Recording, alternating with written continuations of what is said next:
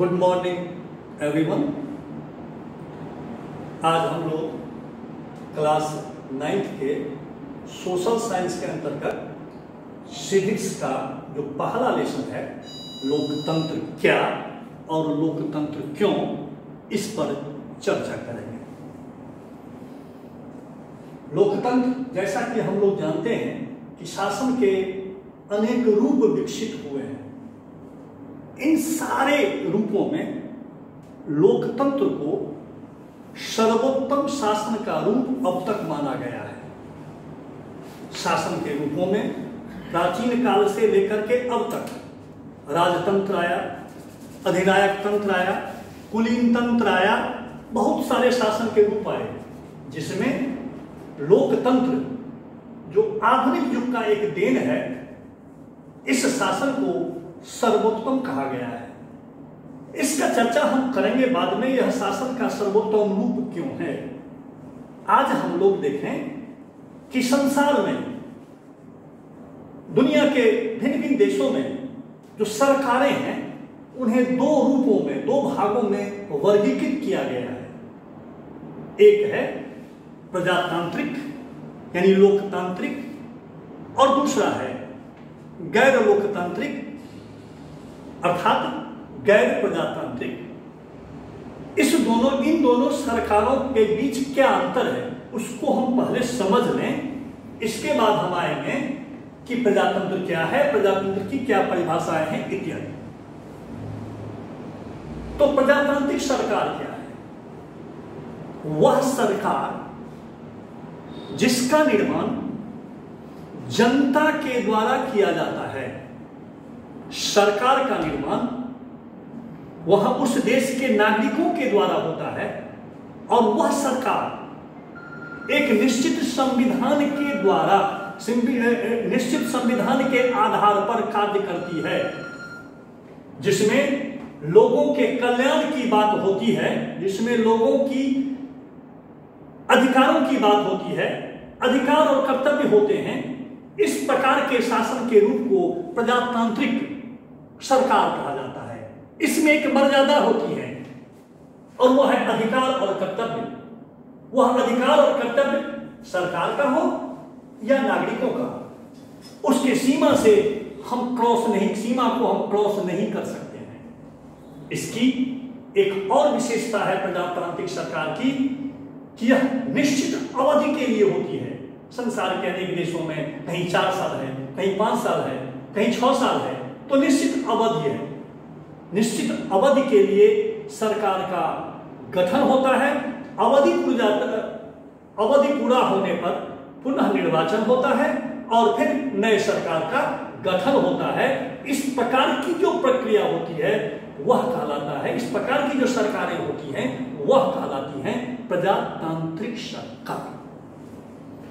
दूसरा है गैर लोकतांत्रिक सरकार यानी गैर प्रजातांत्रिक सरकार। इसके अंतर्गत सरकार का गठन वहां के लोगों के द्वारा नहीं होता है, बल्कि व्यक्ति अथवा व्यक्ति समूह शक्ति के द्वारा या किसी षड्यंत्र के द्वारा या किसी अन्य आधार के द्वारा, उपायों के द्वारा वह सत्ता पर काबिज हो जाता है, और वह अपने हितों में कार्य करता है।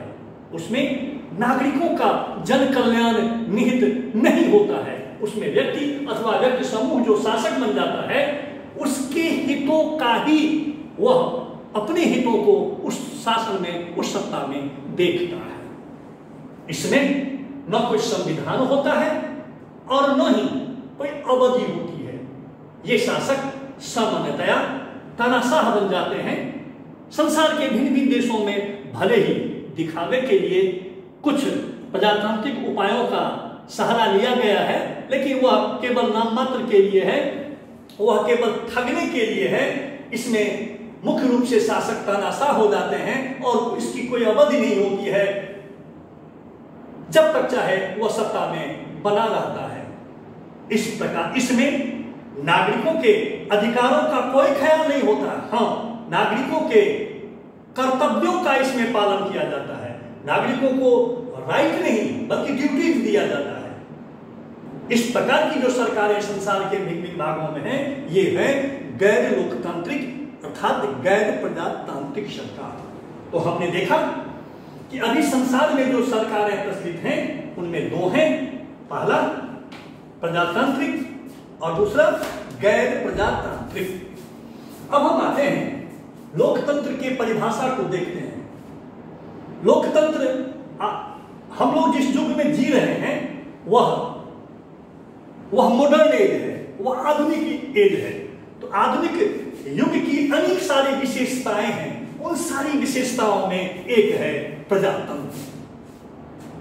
प्रजातंत्र इस युग की एक महान उपलब्धि है। यूं तो प्रजातंत्र के जो स्वरूप हम पाते हैं प्राचीन भारत में भी मिलता था, जहां हमारे लिच्छवी गणराज्य में वह प्रत्यक्ष प्रजातंत्र था। उसका अभी हम लोग चर्चा नहीं करेंगे और न करना है।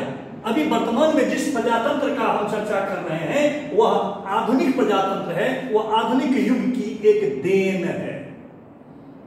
इसको लाने के लिए, प्रजातंत्र को लाने के लिए यह यूं ही नहीं आया, बल्कि इसके पीछे एक लंबा मानव समाज का, मानव जाति का लंबा संघर्ष है। आप जानेंगे कि फ्रांस में क्रांति हुआ, क्रांति के बाद प्रजातंत्र आया। आप जानेंगे कि अमेरिका में क्रांति हुआ, क्रांति के बाद प्रजातंत्र हुआ। लेकिन प्रजातंत्र की शुरुआत जो माना जाता है वह माना जाता है 1210 ईस्वी में, जब इंग्लैंड के लोगों ने वहां के राजा जॉन के को बाध्य किया एक मांग पत्र पर हस्ताक्षर करने के लिए। लोगों का समूह राजा के पास गया इंग्लैंड में और कहा कि राजा इस पर आप दस्तखत कीजिए। वह क्या था? एक अधिकारों का लिस्ट था, वह अधिकारों की एक सूची थी जिसे इतिहास में महान अधिकार पत्र मैग्ना कार्टा कहा गया है। यह एक डिमार्केशन लाइन शुरू हुआ, यहीं से लोगों के अधिकार की एक जो लंबी परंपरा शुरुआत हुई सो आज तक चलती आ रही है। और प्रजातंत्र अनेक स्तरों से गुजरा है और वह गुजर रहा है। तो प्रजातंत्र की शुरुआत विधिवत इंग्लैंड में जो हुई वह फ्रांस अमेरिका से होते हुए हमारे यहां भी आजादी के बाद, जब हम 1947 में प्रजातंत्र आजादी प्राप्त किए 1947 में, तो हम भारत के लोग भी प्रजातंत्र को ही स्वीकार किए। और इसके बाद इस पर चर्चा हम बाद में करेंगे। इसे हम देखें कि यह प्रजातंत्र क्या है। यूं तो प्रजातंत्र को अनेक विद्वानों ने परिभाषित किया है, जिसमें एक आध विद्वानों का हम चर्चा करेंगे और वह है पहला सीले। राजनीति विज्ञान के एक विद्वान सीले महोदय ने कहा, वह परिभाषित किया कि शासन का वह रूप जिसमें प्रत्येक व्यक्ति की भागीदारी हो प्रजातंत्र कहलाता है। अब इसको देखो, प्रजातंत्र में यदि किसी को भी अधिकार नहीं पर, यह भागीदारी क्या मतलब? शासन में सबको जाने का, शामिल होने का अवसर मिलना चाहिए। समाज का कोई भी ऐसा लोग, ऐसा वर्ग, ऐसा समूह ऐसा न हो जिसे अधिकार न मिले। तो सीले का यह परिभाषा सही है। प्रजातंत्र के परिभाषा के क्रम में यदि हम चर्चा करें तो अब्राहम लिंकन का नाम जब तक नहीं लेंगे यह पूरा नहीं होगा। अब्राहम लिंकन ने कहा था, democracy is of the people, for the people and by the people. प्रजातंत्र जनता का, जनता के लिए और जनता के द्वारा सरकार है। इसे हम यदि देखें, आप ऐसे समझो, हमारे यहां जो सरकार बनती है, जिसे सरकार के रूप में आप हम लोग देखते हैं, प्रधानमंत्री, मुख्यमंत्री, एमएलए, एमपी, ये क्या है? सरकार है। ये सरकार के जो लोग होते हैं निर्वाचन में हम ही लोग, हमारे ही समाज से जाते हैं, तो जनता के बीच से वे जाते हैं। वे जो कानून बनाते हैं वह लागू किस पर होता है? जनता पर, हम पर, आप पर, सब पर लागू होता है। समाज के लोगों जिसने उन्हें चुन करके भेजा, उन्हीं के लिए कानून बनाते हैं, तो जनता के लिए उनका निर्वाचन होता है जनता के द्वारा। तो अब्राहम लिंकन के द्वारा जो यह परिभाषा दिया गया है वह बिल्कुल सही है कि प्रजातंत्र वह शासन है, प्रजातंत्र जनता के लिए, जनता के द्वारा और जनता का शासन है। अब निष्कर्ष के तौर पर आज हम यहां इसे रोकेंगे कि प्रजातंत्र को यदि किसी विद्वान का नाम न ले, यूं ही कोई पूछ दे कि प्रजातंत्र क्या है, तो हम ऐसे कह सकते हैं कि प्रजातंत्र वह शासन है जिसमें शासकों का चुनाव जनता के द्वारा होता है। इतना भी यदि हम कह देंगे तो प्रजातंत्र का वह परिभाषा सही हो जाएगा। यह लेसन लंबा है। अगली घंटी में हम लोग प्रजातंत्र की विशेषता को देखेंगे, प्रजातांत्रिक और जो क्रियाकलाप हैं उसको देखेंगे। एक से एक बढ़कर के प्रजातंत्र है, प्रजातंत्र की विशेषताएं हैं भारत के संदर्भ में, दुनिया के संदर्भ में। इस पर हम लोग चर्चा करेंगे अगले वीडियो में। आज बस इतना ही। धन्यवाद।